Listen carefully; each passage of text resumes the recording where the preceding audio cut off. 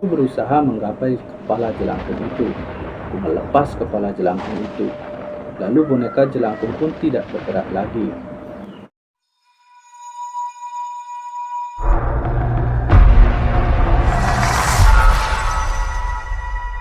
Yo guys, balik lagi di segmen bacain cerita hantu. Cerita kali ini berjudul Boneka Hantu Jelangkung. Seperti apa ceritanya? Langsung saja. Banyak sekali pertanyaan di dalam benak ketika guru sejarahku bercerita tentang bangunan tua. Katanya, setiap bangunan pasti memiliki sejarah. Terlebih, bangunan itu sudah berdiri lebih dari ratusan tahun. Malam itu entah kenapa terasa sangat dingin. Ketika aku bersama 3 temanku memutuskan untuk sekolah, bukan untuk belajar, melainkan untuk bermain. Permainan yang tidak akan pernah ku coba lagi seumur hidupku, yaitu jelangkung. Rasa penasaran akan sejarah sekolah menjadikanku nekat membuat sebuah boneka jelangkung dari kemoceng. Sementara kepalanya aku buat dari bola plastik dengan raut wajah sedih. Konon, jika kita menggambarnya dengan raut wajah tersenyum, makhluk gaib itu tidak akan menjawab pertanyaan kita. Dia hanya akan tertawa. Aku juga menyiapkan sebuah spidol dan sebuah buku gambar untuk menulis. Sebenarnya, untuk masuk ke sekolah pada malam hari tidaklah mudah, karena ada satpam yang selalu menjaga keamanan sekolah. Namun hal itu bukanlah halangan, sebab satpam sekolah itu kebetulan sangat akrab denganku. Cukup dengan memberinya uang rokok, dia mengizinkan kami masuk ke gedung sekolah. Aku, Rai, Jaka, dan Iyas pertama kali masuk ke aula sekolah. Saat itu keadaan ruang aula sangat gelap, karena memang tidak ada satupun lampu yang dinyalakan. Bermodal cahaya senter sebagai penerangan, kami duduk di tengah aula. Aku memegang jelangkung dan meletakkannya di atas buku, dengan spidol yang sudah dikaitkan di bagian bawah boneka itu. Temanku yang lain juga ikut memegang, dan kita pun memulai permainannya. Jelangkung, jelangkung, di sini ada pesta, pesta kecil-kecilan, datang tak dijemput, pulang tak diantar. Jelangkung, jelangkung, di sini ada pesta, pesta kecil-kecilan, datang tak dijemput, pulang tak diantar. Kami mengucapkan mantra tersebut berkali-kali, sampai aku merasakan boneka jelangkung ini mulai berat, bergerak dan semakin berat. Kami mencoba menahan gerakan boneka itu bersama-sama.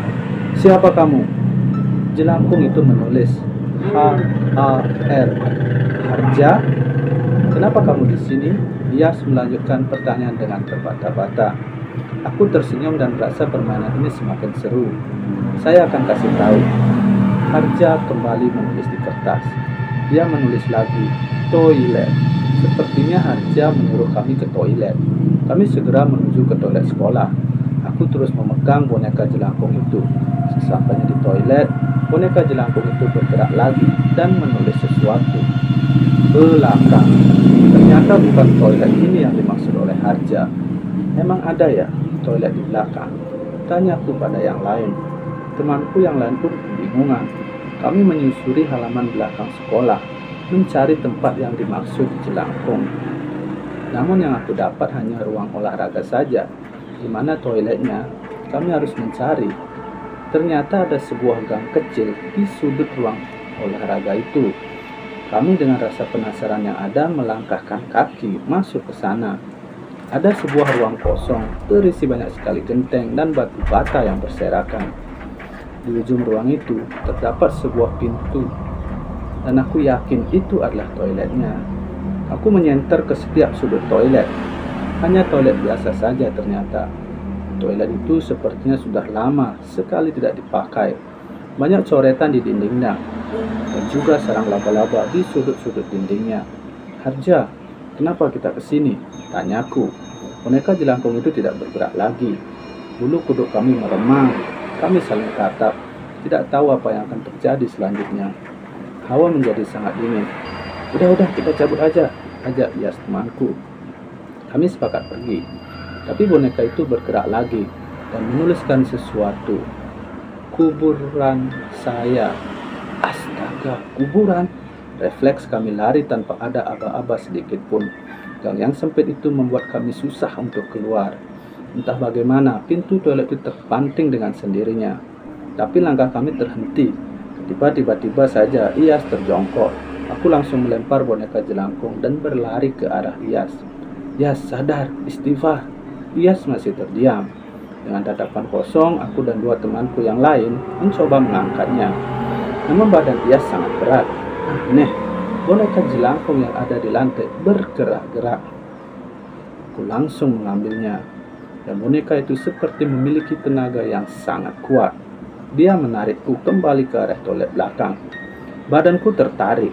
Aku berusaha menahannya, tapi tidak bisa. Rai, bantu saya. Rai.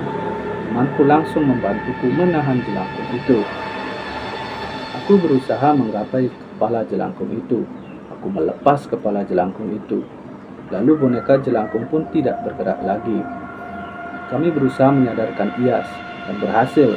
Dengan ketakutan yang memburu, kami segera berlari meninggalkan sekolah.